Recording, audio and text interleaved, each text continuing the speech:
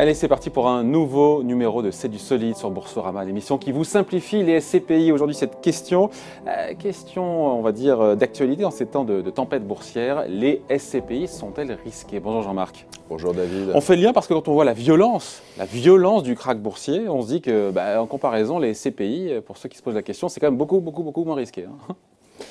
Alors, les SCPI, le capital n'est pas garanti, mais la question c'est est-ce que c'est risqué ou est-ce que c'est plus ou moins risqué que d'autres produits financiers? Il n'y a pas photo avec les actions.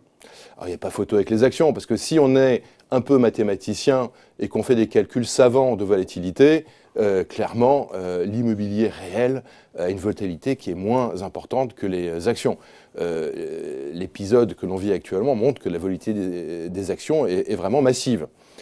Mais pour rappel, les SCPI sont investis en actifs réels qui génèrent des rendements au travers de loyers qui sont versés par des locataires dans le cadre de baux longs.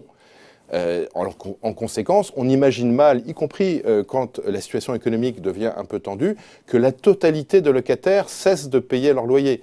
Peut-être qu'il y aura une partie minoritaire de difficultés subies par certains de nos locataires, mais en aucun cas, je pense, ça aura un impact majeur sur les flux des SCPI. Ouais. Vous disiez effectivement que le capital n'est pas garanti, mais comme tout investissement dans l'immobilier en général.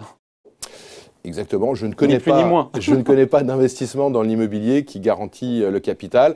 Ce qui est, de mon point de vue, de nature à rassurer les gens, c'est que l'immobilier, c'est un investissement de long terme, qu'effectivement, l'immobilier peut connaître des cycles.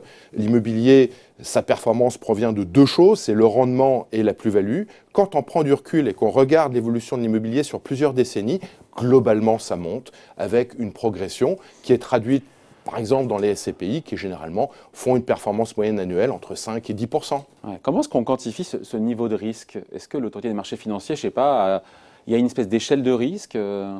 Oui, il y a une échelle de risque. L'AMF, dans les DICI, documents d'information que l'on est obligé de fournir aux souscripteurs, on indique le niveau de risque sur une échelle qui va de 1 à 7. Et on est où là alors? En l'occurrence, on est entre 2 et 3 pour les SCPI. Voilà, là où les actions sont à 7, j'imagine. Oui. Voilà, donc on est à 2 et 3. Exactement. Voilà. Donc il y a une prise de risque, on finit là-dessus, il y a une prise de risque, mais elle est limitée parce que, vous le disiez, parce qu'il y a des baux, parce que c'est tangible, parce qu'il y a de la diversification géographique, sectorielle. Parce qu'on il y en a quand même, mais il y en a moins. On investit sur le long terme et on diversifie les investissements pour mutualiser les risques.